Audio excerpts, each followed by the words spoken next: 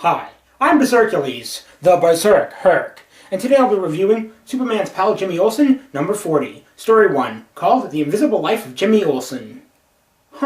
I wonder what it will be about. That cover shows a picture of Soup holding a weird jewel over Jimmy's head and talking about how it accidentally turned him invisible for life. I wonder if there's any clues here as to what will happen in the story. And speaking of the story, it starts off with a splash panel showing an invisible Jimmy dancing with Lucy Lane. I'm sensing a pattern here. Anyway, dancing with invisible Jimmy is getting Lucy mad, because other people at the party are laughing at her, thinking she's dancing alone. Just get Jimmy to talk so others can hear him and know he's there. Or is his speech invisible too? And remember kids, don't be with the one you love if you get laughed at. Conform. So, let's see. Jimmy is turned invisible by Soup on the cover, and is invisible dancing with Lucy on the splash page. I bet you $1,000 this issue is about Jimmy turning into a leopard dolphin. Any takers? No? Okay. I wonder what will happen in the story. It can't be that he turns invisible. That'd be too obvious. And it would be ripping off the cover. So Jimmy shows up for work one morning and finds a pleasant surprise. Gosh, you remembered it's my birthday today. Happy birthday, Jimmy! You're another year older, even though you're forever young. And hey, Lois had a birthday a couple reviews ago, and now Jimmy. Weird, considering they always stay the same age. Are they immortals? Highlander! And wow, 3 whole people at his party? His boss and 2 of his co-workers? Jimmy's so popular. And what's up with the big name tag on that gift? Are they worried he won't be able to read it?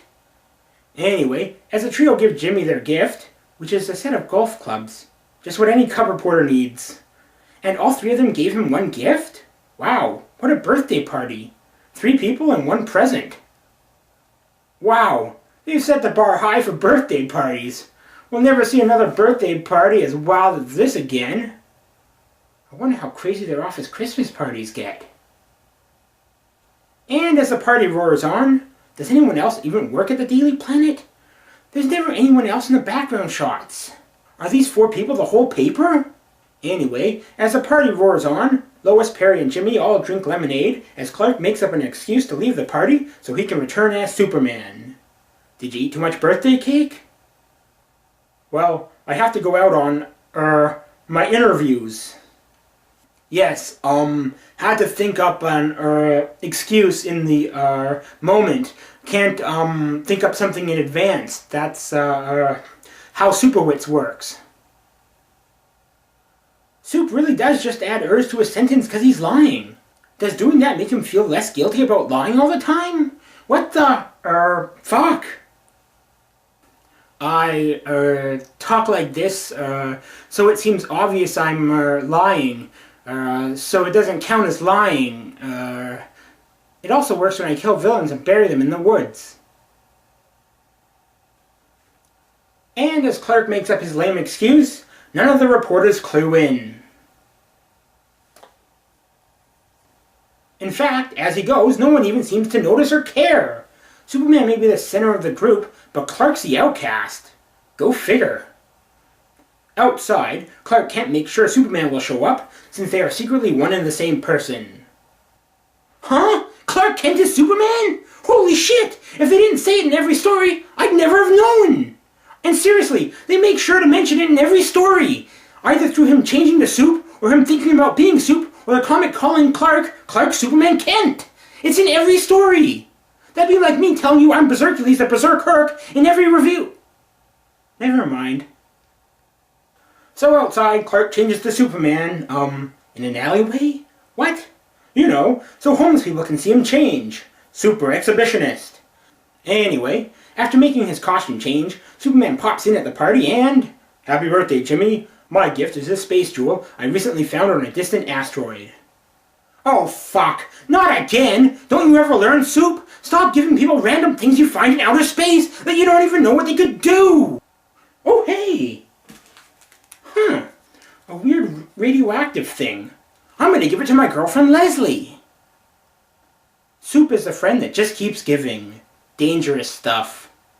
My gift is this space jewel I recently found on a distant asteroid.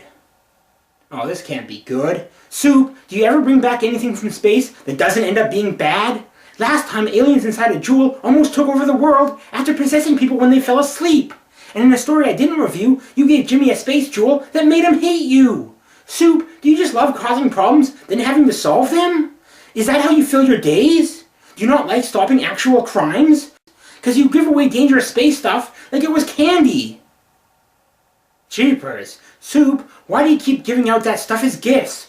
Couldn't you have just went in on the golf clubs with the rest? Or do you not like to spend your money, and instead just use found stuff as gifts? Because let's face it, for all they know, the stuff you bring them from outer space could just be space garbage that you pretend is important. For all they know, it's dried up space bird shit. I think it can give you superpowers for a day. Oh, at least you know what it does this time. Wait, you think it can give him superpowers? Can't you use your super intuition or your super intelligence to figure out what it actually does? Oh, you can't. You're too busy using your super wits. And I thought giving someone your blood gave them superpowers for a limited time.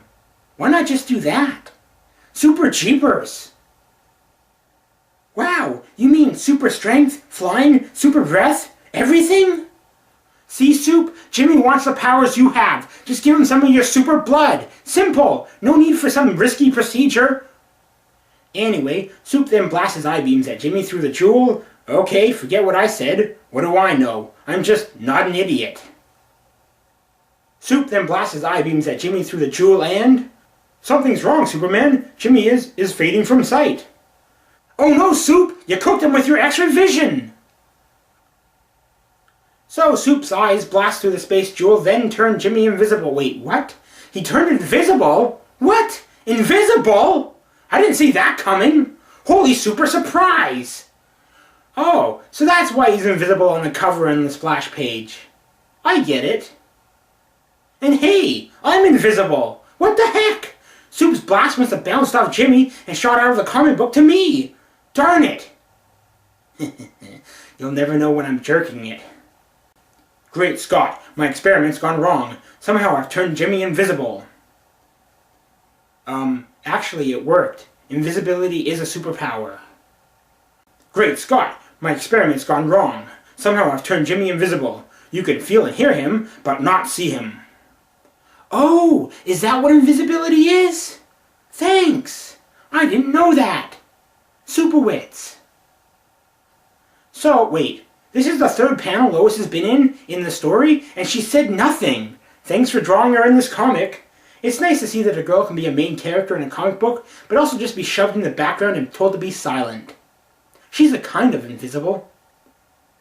So Soup then tells Jimmy he won't be able to reverse the process, and as Jimmy deals with the information, Superman, in a fit of super anger about his super blunder, breaks the jewel. That's helpful. When in doubt, smash shit.